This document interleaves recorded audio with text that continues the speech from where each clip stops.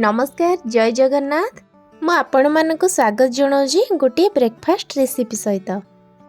आपण माने तो जानी थे शीत दिन सबुठ अधिक पनीपरिया मिलता है जमती कि फूलकोबी बंधाकोबी ग्रीन मटर। तो से ग्रीन मटर उपरे मु आज गोटे रेसिपी नहीं कि आसी जहाँकि हूँ ग्रीन मटर पूरी। तो आपण मानक समस्त पाखे तो बहुत भरपूर ग्रीन मटर थी तो ताकू नहीं कि आपण माने ये सुंदर रेसिपीटी बनै पारिबे। केते जण बनै भी सारी थिबे। मु भाबिली ये रेसिपीटी आपण मानक संगे शेयर करिया को। तो यार फुल रेसिपी सहित मु आपण मानक संग पाखकु नहीं आसीची। तो प्रथमे मोर जेतिकी अटा दरकार सेतिकी अटा नहीं गली। तापरे मु सेथिरे लूण आ अल्प टिके तेल देकी ताकू भलसे टिके खास्ता कला टाइप रो आपण माने हाथ रे ही दली देबे। आ एबे चलंतु ग्रीन मटर को अटा सांगे मिसैकी चकटिबा।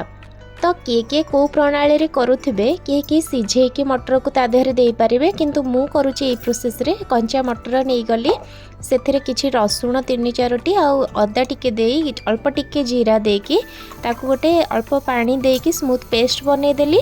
आउ सेई पेस्ट टी को अटा देहरे दे देली आउ भलसे ताकू चकटी दबा। सेई पेस्ट जेतिकी थिबो जेतिकी ता बाद हमकु जदि अल्प टिके पानी दरकार तो आमे से हिसाब रे गोटे डो बनै की रखीदबा।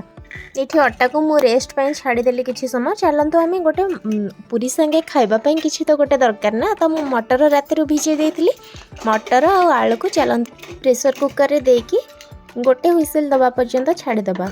ये मोर मटर भी सिझी जाइए ठीक मते जेमती दरकार सेमती हो जाइए। चलतु आम तरकारी पाई मसला प्रस्तुत करदबा। ये रसुण किछटा टिके अदा आ गोटे पियाज आ फाड़े टमाटो और अल्प टिके जीरा देकी मु गोटे पेस्ट बनै नेली। कड़ाई तेल देदेली तापरे टिके जीरा और टिके सोरिष मते एमती भल लगे बोली मु देइछि। बाकी जीरा सोरिष सेटा आपण मानक ऊपर डिपेंड करे। आपन को जदि पसंद तो पकेबे नहीं तो पकेबेनी। तापरे मु सेथिरे देदेली काटिक रखितली प्याज आउ जो पेस्ट बनैली ताकू देदेली लुण हलदी लंका गुंड जेतिकी आपन स्वाद अनुसार दरकार अल्प टिके चिकेन मसला देकी सिझी जाइथिबा आलू को देदेली काटिक रखितली। तापरे मटर को मध्य देदेली। एबे मटर आलू को भलसे कसी देबी। आउ मटर पानीटा को आपण माने केबे भी पकेबेनी। जो सिझी थे आमे जो पानीटा से पानीटा को सेथिरे दे देबे। ता बाद आपण को आवश्यक जेतिकी पानी सेतिकी दे देबे।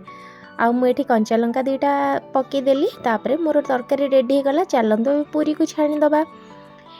तापरे जो अटा को गोला करी रखिथिले ताकू आमे गोल गोल बॉल करी दबा जेतिकी साइज रो हमको पूरी दरकार। आउ समान भाव में चारिपटू बेलिबा जेमती कि पूरीटा हमर भलसे फुलिबो।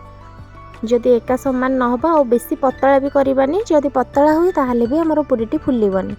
देखंतो एबे छाणीबा आमे केते बढ़िया से पूरी फुली जाउची। एठी मु बेली दोची और मामा सब पूरी छाणी दोचंती। तो आपण माने भी एमती करिकी खांतु आ समस्त को खुआंतु घरे। जदि ऑलरेडी करिकी खाई सारी तो भल कथा। आ जदि एमती रेसिपीटी करी नहांती ताले थरे करिकी खांतु। आ कमेंट माध्यम रे मते जणांतु कि रेसिपीटी सतरे सेतिकी भल हेतला कि नाही। यदि मो रेसिपीटी भल लागिची तो गोटे लाइक कर देबे। चैनल ले नुआ थिले सब्सक्राइब करिवे। रहिली जय जगन्नाथ।